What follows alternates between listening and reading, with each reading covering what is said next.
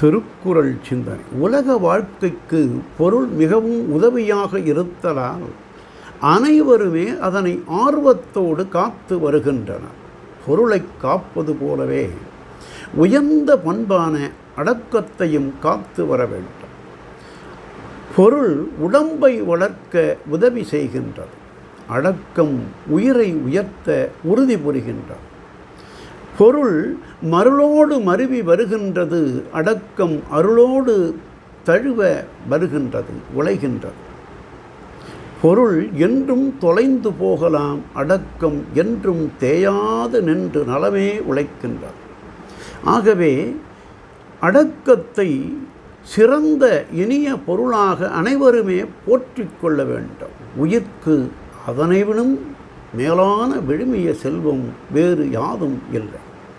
ஆகவே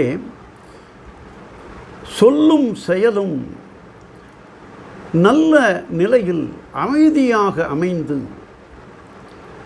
உள்ளம் புனிதமாக ஒழுகி வந்தால் அதுவே இனிய சிறந்த அடக்கமான வாழ்வாகும் என்று தெய்வப்புலவர் அடக்கமுடைமை அதிகாரத்தில் காக்க பொருளா அடக்கத்தை ஆக்கம் அதனினூங்கு இல்லை உயிர்க்கு என்றார்.